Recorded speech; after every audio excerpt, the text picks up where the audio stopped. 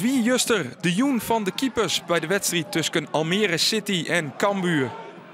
Die van Cambuur moet de bal als eerst uit het net halen. Het is Eduardo Soleri die de 1-0 binnentikt voor Almere City. Maar hij die dat in boetenspulpositie. De goal gaat dus net terug. Maar nog binnen het jaloeren maakt Maus nog eens visje. James F. Morfides zit hier volslijn vrij om er 1-0 van te maken. De verdediging van Cambuur let net goed op. Eerst al kind Torino Hunte makkelijk de vastzet Jan. En dan is het F. Morfides die er 1-0 van maakt.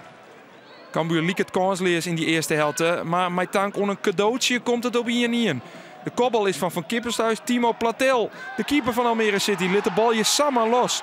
Er is van een oertreding geen sprake. En zo komt Cambuur via Nigel Roberta een beetje gelukkig aan de liekmaker. Wat een blunder van de keeper van Almere City. In de tweede helft gaat het al in rek mis met de keeper van Cambuur. Het schot is van Torino Hunte. Ja, deze moet Xavier Maus voor zelfs gewoon inhouden. Maar dat slag het de keeper van Cambuur net. Het schot komt terug op Ma, maar toch slit er hem geen. Hij komt eerst recht op me af en dan buigt hij wat af naar links voor mij dan. En op het laatste moment, ja, dat maakt het wat lastiger. Maar nog steeds, ja, die ballen die moet je gewoon pakken. Ik denk dat je niet kunt zeggen dat Xavier in de afgelopen wedstrijden ook niet heel veel goals heeft voorkomen. Dus ja, dat is gewoon een klote moment voor het elftal en voor hem. Maar goed, het is wel beslissend. Want dicht bij de liekmaker komt Cambuur ijs net meer. Of het Matisse kans wezen van Nigel Roberta.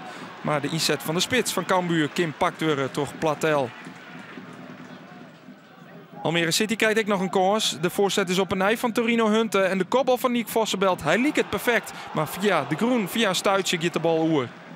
Almere City maakt de wedstrijd dan ook nog die meidje met Sieman. Vanwege deze belachelijke oertreding van Juri Loen. De middenvelder van Almere City gaat vierste hut terug op Karim Rossi. Maar voor de uitslag maakt het verder niet meer uit.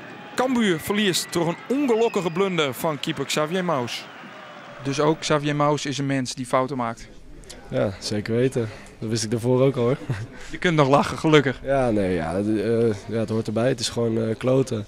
Maar je moet verder. Uiteindelijk kon je gelijk komen met Almere en hebben we niet gedaan. Dus sta je nu 6 punten achter en ja, dat is een groter gat als voor de tijd.